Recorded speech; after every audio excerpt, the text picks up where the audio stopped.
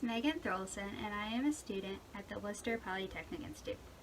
Today I'll be walking through how to make your own alien friend. This project is designed to be done in conjunction with the Space Science Explorer Badge for Daisies. For this activity, you will need a plain paper plate, either markers or paints, various recycled materials, a craft kit complete with items such as googly eyes, pipe cleaners, and pom-poms, and some Elmer's glue.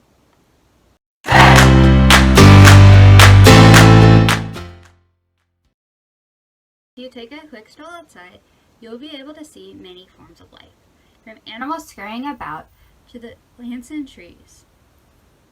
But what about life on other planets? Yes, today we're talking about alien life. Many scientists believe that while Earth is the only planet that we know of that can sustain life, that there may be life elsewhere in different solar systems, or even in this solar system. And there have been many missions, including the Mars missions, and missions planned to one of Jupiter's moons, Europa, to find this alien life.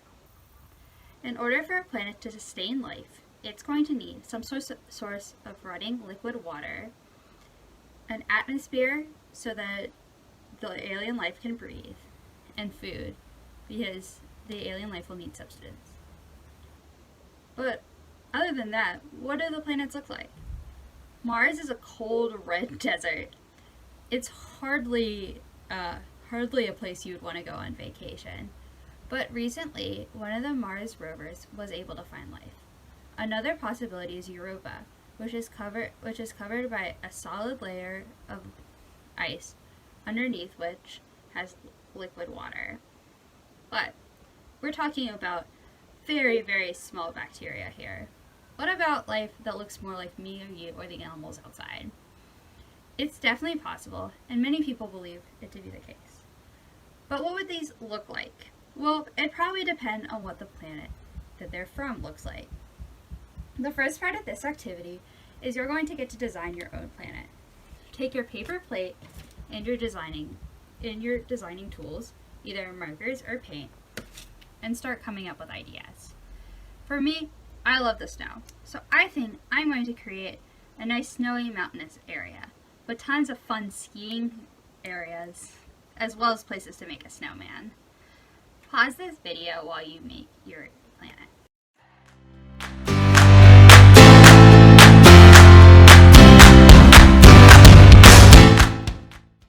As you finish up, turn around to the other members of your troop and see what they drew. For me, I realized that while I was originally going for a snowy mountainous landscape, I needed to make sure there was running water.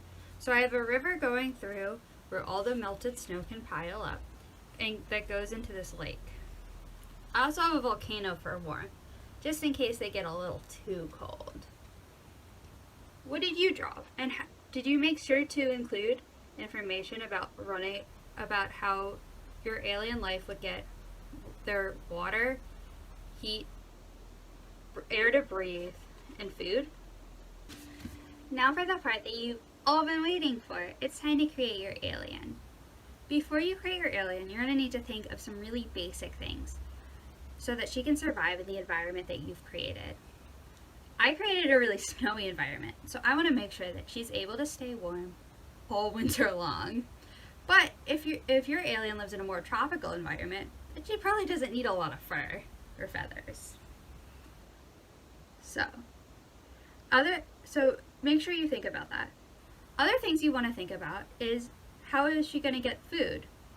While you may have had food on there, it's important because while a lot of the things in your backyard are in the same environment, the way that they get food is different, and that impacts how they look. Is your creature an apex predator and eats the other things around it, or it eats the other aliens around it, or would it prefer to snack on plants?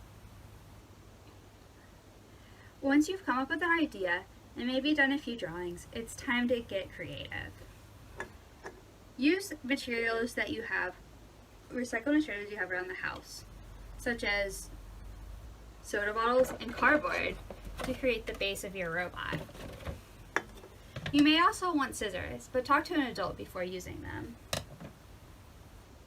Now it's time to get creative.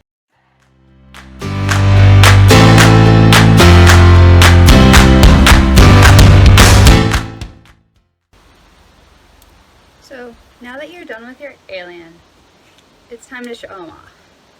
This one's my alien. Because my planet was snowy, I made sure he had lots of fur. Also, because it was mountainous, I wanted him to have 4 legs and a tail to help with stability. What does your alien look like, and how do its features help them in your world? Go around and show off your alien, as well as talk to other people about their aliens. How do the aliens differ? Does different environments affect your aliens heavily? Also look at other people's worlds. Do you think your alien would do well in their world? And would their alien do well in your world? What features would they need to develop to go live in the other world? I hope you had fun making your own little worlds in your own aliens.